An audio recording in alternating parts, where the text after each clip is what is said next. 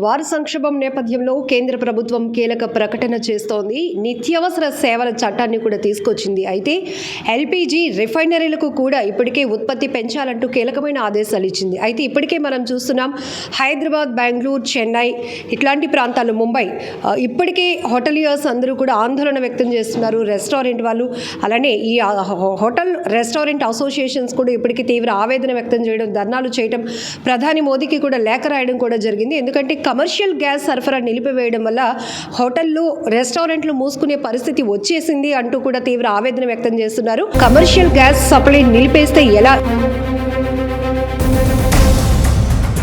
పరిస్థితి అనేది ఆ భగవంతుడికే తెలియాలి. అంత ఘోరంగా ఉంటుందండి. రేపటి నుంచి మేము ఇవ్వలేమని వాళ్ళు కరాకటిగా చెప్తున్నారండి.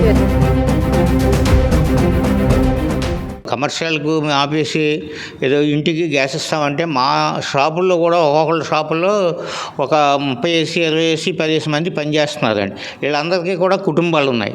మేము వ్యాపారం చేయకపోతే వాళ్ళకి డబ్బులు ఎక్కడ వస్తాయి, వాళ్ళకి ఎక్కడి నుంచి తింటారు, ఏం చేస్తారు? అంచేత మేము కూడా ఒక కుటుంబాలను పోషిస్తున్నాం కాబట్టి మాది కూడా కుటుంబ వ్యవస్థకు మీరు ఏ రకంగా అయితే సప్లై చేస్తున్నారో కమర్షియల్లో కూడా మేము కమర్షియల్గా మా ప్రెసిడెంట్ గారు చెప్పినట్టుగా మాది సర్వీసేనండి. ఇప్పుడు ఖచ్చితంగా అందరికీ ఫుడ్ బయట నుంచి వస్తే వాళ్ళకి మేమే ఇక్కడే ఫుడ్ పెట్టాలి. ఉదాహరణకు నేను చెప్తాను, ఒక 2 నెలల కిందట హైదరాబాద్ నుంచి ఒక టీం వచ్చింది. అది కింద టీం వచ్చింది. ఆ టీంకి అప్పటికప్పుడు కావాలంటే 20 మందికి మేమే ఫుడ్స్ రెడీ చేసి నేనే వాళ్ళకి పంపించాను. శ్రీకాకుళం వెళ్తుంటే మళ్ళీ వెళ్ళేటప్పుడు గొడవ కూడా మేమే ఫుడ్ పెట్టాం. మరి ఎవరో హోటల్స్ ఫుడ్ పెట్టకపోతే వాళ్ళు ఎలా ఉంటుందండి? వాళ్ళ పరిస్థితి ఏంటి అసలే? వాళ్ళు కూడా అంతా ఇప్పుడు ఇంటెలిజెన్స్ డిఐజీస్, తర్వాత డీజీపీ గారు ఇలాంటి వాళ్ళు కూడా ఆ టీంలో ఉన్నారు. ఆ టీంలో మెంబర్స్ వాళ్ళందరూ కూడా ఏదో ఘంటసాల కార్యక్రమాలకు వచ్చారు. అది నేనే చేసి సప్లై చేసి పంపించాను. మరి ఇప్పుడు బయట నుంచి వచ్చే ఈ టూరిస్టులందరికీ ఇక్కడ హోటల్ మూసేస్తే ఆకలితో ఉండలేదు కదా. కనీసం మా అవసరాలు, మేము ప్రజలకు చేసే సర్వీస్ని బట్టి మీరు మాకు ఆ ప్రయారిటీ ఇచ్చి, మాకు ఇంతకుముందు అంత ఉధృతంగా ఇవ్వకపోయినా కానీ కనీసం అందులో 3/3 ఇస్తే మాకు బాగుంటుంది అనేసి మా ఉద్దేశం. కేంద్రానికి ఏ రకంగా రిప్రజెంట్ చేద్దాం? కేంద్రం ఈ మధ్యకాలంలో చెప్తున్న విషయం ఏంటంటే, మీరు అన్నట్టుగా ఒక 60-70 రోజులకి మనకి నిల్వలకు ఎలాంటి లోటు లేదని వాళ్ళు చెప్తున్నారు. మరి ఇప్పుడు ఇదంతా క్రియేట్ చేస్తున్నది ఎవరో అయితే మనకు తెలియదు, కానీ కేంద్రం దీని మీద పూర్తిగా దృష్టి పెట్టి అన్నిటికి ఇంపార్టెంట్. ఇది లేకపోతే ఇంట్లో అయినా ఈదులైనా ఏదీ లేదు కదా. ఫుడ్ లేకపోతే ఎలాగొస్తుంది? మనం పచ్చి రకాల ఫుడ్ తినే మనుషులం కాదు భారతదేశం. విదేశీయులాగా అవి తినేసి ఉండడం. అందుకు కాబట్టి కంపల్సరీగా కేంద్రం యాక్షన్ తీసుకుని మనకు కూడా కొన్ని గల్ఫ్ దేశాలతో మంచి అభినవభావ సంబంధాలు ఉన్నాయి. తర్వాత మనకి రష్యాతో మంచి అభినవభావ సంబంధం ఉంది. వీళ్ళందరి దగ్గర నుంచి ఇంపోర్ట్ చేసుకోమని వాళ్ళు కూడా మేము సపోర్ట్ చేస్తామని చెప్తున్నారు. కాబట్టి కేంద్రం వాళ్ళతో అన్నీ మాట్లాడి మా అందరికీ ఎలాంటి ఇబ్బంది లేకుండా ఈ ఇష్యూని సాల్వ్ చేస్తారని మేమంతా కోరుకుంటాం. ఇదొక ప్రత్యామ్నాయ మార్గం. ఎందుకంటే ఇప్పటికే వార్ ఎఫెక్టెడ్ కంట్రీస్ నుంచి ఈ సంక్షోభం ఉన్నా కూడా మిగతా దేశాల నుంచి దిగుమతి చేసైనా ఇక్కడ ఎలాంటి మన భారతదేశంలో ఎలాంటి ఇబ్బందులు లేకుండా చేస్తామని కేంద్రం చెప్తా ఉంది.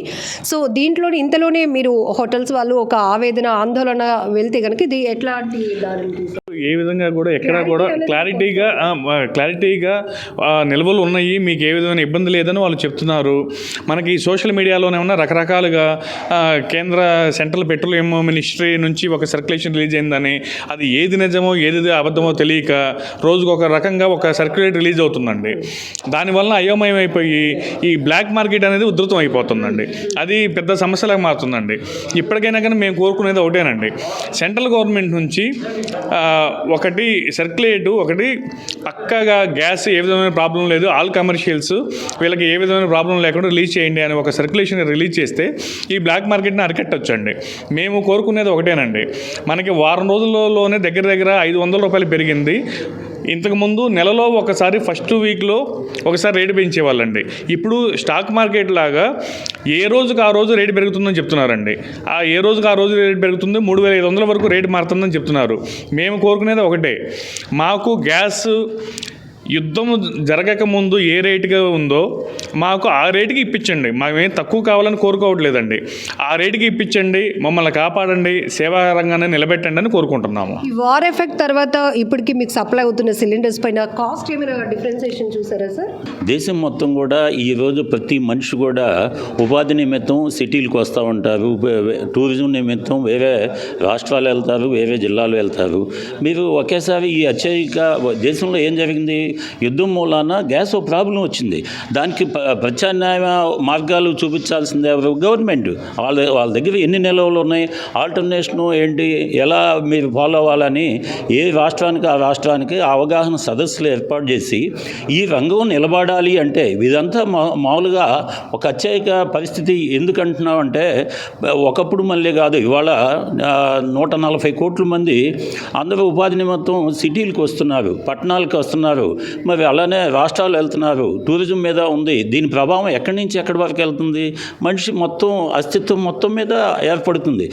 ఇది ఇలాంటి తరుణంలో ఏం చేయాలంటే సెంట్రల్ గవర్నమెంట్ ఎక్కడికక్కడ అవగాహన సదస్సులు ఏర్పాటు చేసి మీరు ఆల్టర్నేషను, ఒకప్పుడు ఏం చేసేవాళ్ళం, ఇది కట్టిపొయ్యలతో వాడేవాళ్ళం. ఇప్పుడు ఆ కట్టిపొయ్యలను లేటెస్ట్గా ఇవి 8 బుల్లెట్స్ లాంటివి వేసేసి అవి కొంత ఆధారపడండి. నెక్స్ట్ కరెంటు పొయ్యిలు ఉన్నాయి, అవి కొంత ఆధారపడండి. ఈ సంక్షోభాన్ని ఇది దేశానికి ఇది ఒక అత్యవసరమైన విపత్తు పరిస్థితి కాబట్టి మీరు కొంత అది వాడేసి మేము గవర్నమెంట్ తరఫున కొంత సిలిండర్స్ని రెగ్యులరైజ్డ్గా మనం చౌక ధరలు ఏదైనా ఒక డెఫిషియన్సీ వచ్చినప్పుడు చౌక ధరలు డిపోలో మనం ఏం చేస్తాం, కోటా ప్రకారం ఇస్తాం. గవర్నమెంట్ దగ్గర ఒక డేటా ఉంది, టూరిజంలో వాళ్ళ దగ్గర మా డేటా అంత ఉంది, మొత్తం ఏ జిల్లాలో ఎన్ని హోటల్స్ ఉన్నాయి, రాష్ట్రం మొత్తం మీద ఎన్ని హోటల్స్ ఉన్నాయి, ఇవన్నీ లిస్ట్ ఉంది. దాని ప్రకారం సప్లై చేయాలి. చేయకపోతే ఏమవుతుంది, మన ఫైనాన్షియల్ పరిస్థితి మొత్తం కూడా దిగజారిపోయిద్ది, మన వ్యవస్థ పాడవుద్ది. దీన్ని అసలు వాళ్ళ స్టేటస్ ఏంటి, వాళ్ళ ఆలోచన ఏంటి అనేది ముందు గవర్నమెంట్ స్పందించాలి. మేము ఇప్పుడు సఫర్ అవుతున్నాం.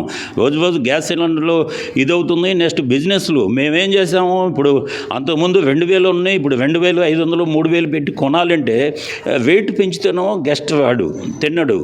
అదే కాస్ట్లో చెయ్యాలంటే ఎలాగా? దీని మీద గవర్నమెంట్ ముందు వాళ్ళ విధానం ఏంటి, మాకు ఒక అవగాహన సదస్సు పెట్టి ఈ పరిస్థితిని అందరం కూడా సామూహికంగా మనం ఎదుర్కొనే పరిస్థితిని వాళ్ళు చేస్తే మేము దానికి చేస్తాం. అది సర్వీస్ అవుతుంది, లేదంటే వ్యవస్థ కుంటుపడుతుంది.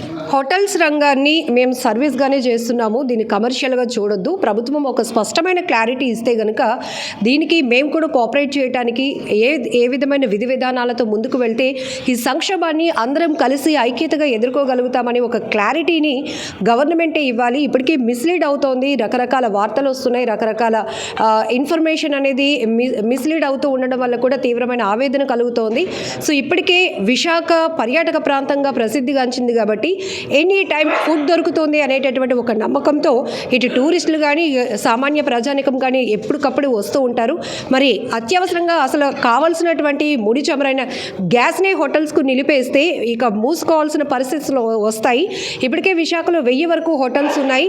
మేమందరం కలిపి ఈరోజు అసోసియేషన్ ఒక డెసిషన్ తీసుకొని దాన్ని గవర్నమెంట్కి కన్వే చేయడానికి సిద్ధంగా ఉన్నాము అని చెప్తున్నారు విశాఖ హోటల్ మర్చెంట్స్ అసోసియేషన్.